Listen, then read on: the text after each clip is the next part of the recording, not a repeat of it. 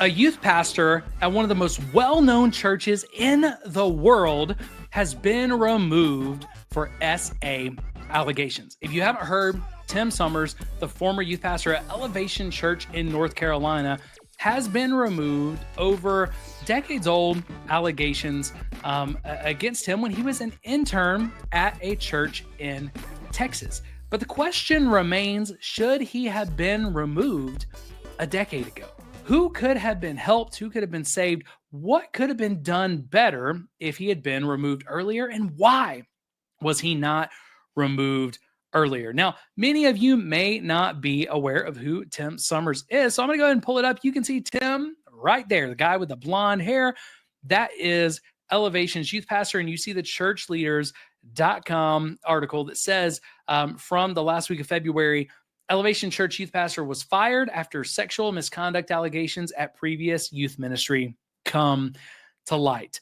Tim Summers, a youth pastor for Stephen Furtick at Elevation Church in North Carolina, has been fired after being accused of sexual misconduct, and that was at Oaks Church in Red Oaks, Texas. The alleged abuse reportedly occurred around the same time frame as other abusers who were at that church. It talks about Jerry Nickerson, so you can go ahead and read that article. They do say no charges have been filed against Summers at this time, but the allegations against him were revealed during an investigation into abuse that was being conducted by the police department. Okay, so it's still ongoing. No charges have been filed, but as soon as Elevation heard about this, the allegations were serious enough that they fired Tim Summers. And I want to give props to Elevation Church. That is something that I thought I would probably never say on this channel. So that surprises me too. But yes, I want to give props to Elevation Church. I have a lot of issues with Elevation and their systems, some of the things they do, the way that theology is taught. Okay, I've got issues, but I also, there's some really good things they do as well. And I think this is a place where, from everything that I know, which is very limited, wanted to give him props for removing this guy and not saying, oh, well, we're just going to watch it and wait until charges have been filed or act like nothing happened or make excuses, because a lot of churches are making excuses and they wouldn't have done anything. Now, I will also say it's a lot easier to sacrifice a youth pastor on the altar of ministry for the reputation of the church than it is if these were allegations against someone like one of their well-known worship leaders or Stephen Furtick, someone that a lot more people knew, because a lot of you probably didn't know who Tim Summers was. And, you know, after seeing the picture, you probably still wouldn't be able to pick him out of a lineup. Okay. But these are serious, very, very serious allegations. And I was trying to see if it shows when they happened, because I think they happened almost 10 years ago, but I'm not sure. Yes. Okay. Recently, allegations were brought forward about Tim Summers' conduct while serving at a church in Texas approximately 12 years ago. And as soon as Elevation learned about these allegations, we reached out to local Texas authorities and immediately placed Tim on leave. No charges have been filed, but Tim understands how impactful these allegations are for his role and his ministry, and we have agreed that he will no longer serve on staff. So when I first read it, I thought, hey, has he really been fired or is he just on leave? What does that look like? Because those are different things. But they've said, hey, he's not going to serve on staff anymore. Instead of jumping to social media to defend himself or anything like that, his social media just went dark. So again, I don't know if these allegations are true or not, but here's what I wanted to talk about this today. Here's what's important. What is important is not even these allegations. Until an investigation's done, we can't really talk about that because there's not a lot of information that's out there right now. But what is very important is what we can learn. I think what we have to learn in the evangelical church from this situation. Okay. 12 years ago at Red Oaks Church, or I think it was Red Oaks Church, but 12 years ago at this church, allegations were made that were so serious that they're now being criminally investigated. Okay. Or they're being looked into for a criminal investigation. Criminal allegations have been made. They were so serious that he was fired. Okay. This guy was fired, but what did the church do? They fired him and quietly let him go on. There was no public news story. There was no public rebuke. They didn't say, hey, we've let this youth pastor go, and here's the reason why. And probably they didn't because they didn't want to hurt the church or hurt the reputation. But because they didn't say anything, Tim just went and worked for another church. And he did well at that church, because what does doing well at a church mean? For a lot of us, for too many, it just means that you're growing a ministry. Okay. So he does well at that church. And then he ends up at one of the largest churches in the United States, Elevation Church, with Stephen Furtick. And he's leading all of their student ministry across all of these campuses. When I was still in student ministry, I knew who Tim Summers was, because he was a student pastor at a bigger church than I was at. Tim Summers was a big deal in the youth ministry world because he's leading such a big church. He had all this influence. He was around thousands upon thousands of teenagers, yet we would have never been okay. I don't think anybody at Elevation would have ever been okay with him leading students with those allegations. Okay.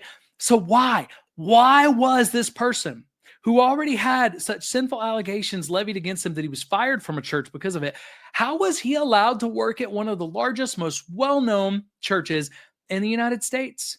It's because the church was quiet about what happened. And in order to protect our own reputation, and in order to protect, our idea of what the gospel is, and maybe even to protect this young man, what they did by staying silent was make sure they didn't protect anybody that he was going to minister to over the next 12 years.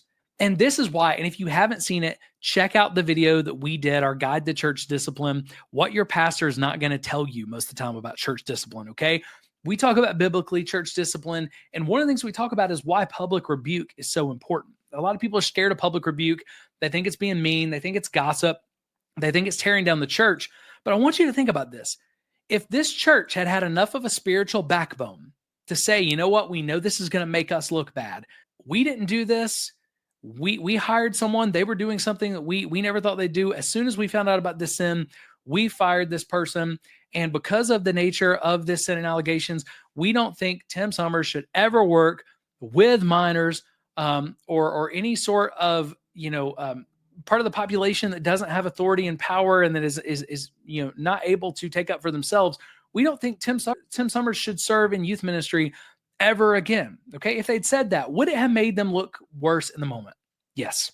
Would it have made them look better in the long term? Yeah, because they look pretty crappy with multiple cases of abuse coming out from their church. Okay. But beyond that, they would have done what really matters. That's the church.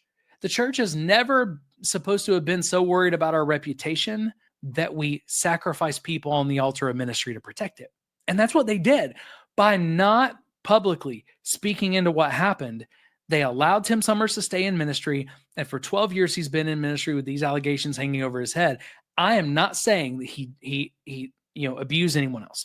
I'm not saying that there's any more of that sin while he was at Elevation. But I think it would be asinine to not ask those questions and not wonder. And if anybody else got hurt because of Tim Summers staying in ministry after this, then that church and its leaders are responsible. Okay. And really, it's not just the church and its leaders, it's the church and its parishioners. So what can we learn from this? I think we have to learn as evangelical Christians, no matter what part of the church that you're in, I think we got to learn this beyond evangelical Christianity. Okay. So for all my friends in mainline Christianity, for our friends who are, Catholic Christians, who are Orthodox Christians, I think we've all got to learn there is a reason why Paul taught public rebuke. There is a reason why Jesus publicly rebuked religious leaders, because there are times when if we are scared to publicly rebuke someone who is in deep sin that's hurting other people, we actually become complicit in the sin. We become responsible for the sin, and we become as guilty as the offending party. I've talked about it multiple times recently, but church, we've got to grow a spiritual backbone, and we got to stop being scared of what people might think about us when something goes wrong. And our first thought has got to go to, how can we protect people that Jesus died for from getting hurt? How can we protect the sheep? Yes, our reputation as the church matters. Your reputation as a church leader, it matters. But it doesn't matter until first the sheep that we are supposed to be protecting are protected.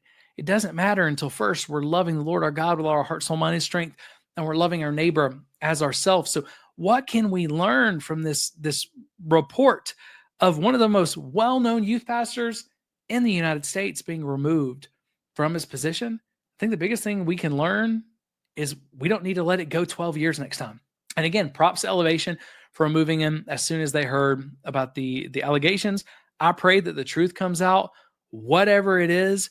But man, this original church, the original church this was a part of, if you had spoken out and had a little bit of courage, had enough courage to do a public rebuke, then maybe, just maybe, this wouldn't have happened. So, have you talked to your church? Have you talked to your leadership? Have you ever had a conversation about when public rebuke is warranted? And if you're a part of a church where sin, especially sexual sin, any sort of SA, any sort of criminal stuff, but if you've been a part of a church where any sort of heavy sin or abuse of any kind has been covered up instead of ended in public rebuke, then I would encourage you either go talk to your pastors about a public rebuke to protect other people down the road, or start looking for a new church. Okay. Because if we have people who have been accused of abuse and it's been credible and they've had to be removed, once they've had to be removed, we need to make that public. Why were they removed? There are plenty of good churches who have hired people who had no reason to think that they were going to do criminal things. There are plenty of good pastors who have done that. Okay. That's really hard. All you can do, like when I was in ministry, all you can do is do background checks and meet with people and try to discern the best you can.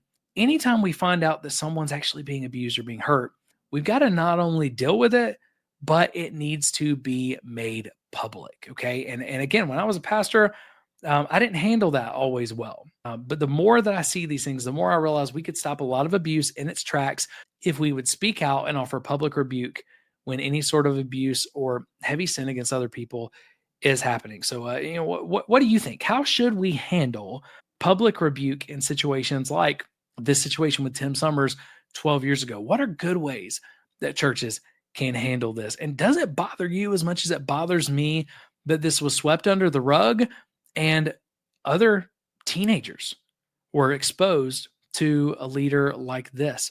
I really do hope that it bothers you as much as it bothers me. But again, all we can do is learn from this. But if we don't learn from this as the church, if we don't get better as individual churches, then we run the risk of repeating the same thing. And at the end of the day, why does that matter?